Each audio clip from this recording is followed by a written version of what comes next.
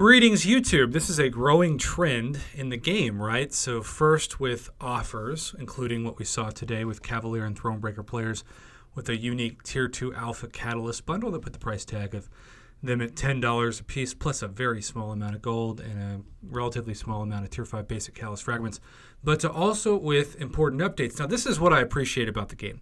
This makes sense. If you log into the game, I don't care what player you are, what progression you are, you can't miss this. You literally have to exit out in the top right of the screen in order to have it go away. This is a far cry from when people will say, oh, it's on the forums, just check the forums.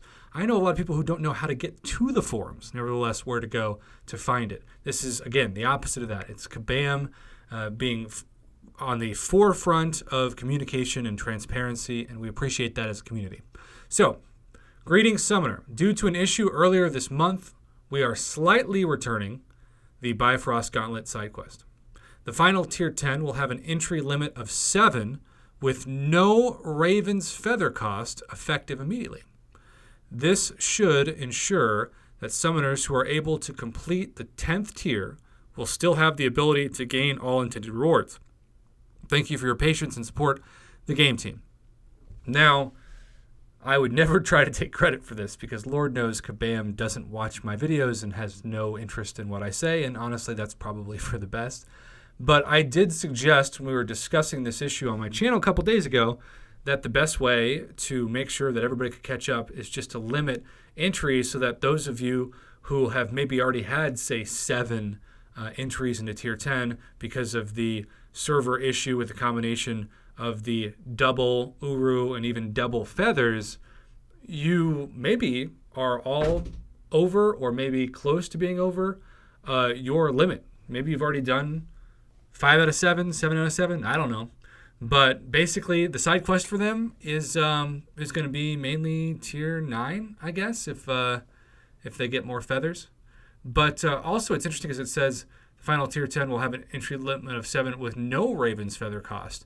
So if there's no Raven's Feather cost, but you still get a feather per day, maybe this isn't going to be how it turns out. But if you still get 16 through 34 feathers, right?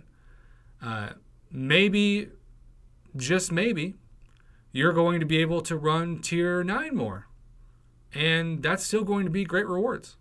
So I love the idea of not requiring feathers because you are essentially incentivizing players to still get more rewards, and you're not making it to where you either punish the people who got the glitch or punishing the people who did not get the glitch. And we've seen kind of both in the past with Kabam in different case studies. And so what Kabam's showing is growth. They're showing that they have learned from mistakes in the past where they'll make an error and then they'll ban the players for a week or 2 weeks or at least a couple of days.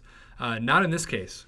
They're making it a fair playing field for everyone. And I just want to say, now that this is the solution, I really do appreciate those players who had this glitch passing on to us who didn't have the glitch a heads up on buffs and PI and paths and different options for the side quest so that we could best prepare before we wasted a feather to jump right in. Because I know I would have at least wasted 1 feather on the buffed up boss of, I guess, Tier 7, because I do not have somebody who counters that well in my normal questing team. So, with that being said, I'd love to hear your thoughts on this. Thank you for your feedback. Have a great rest of your day. Kudos to Kabam. You really hit a home run in my book on this one.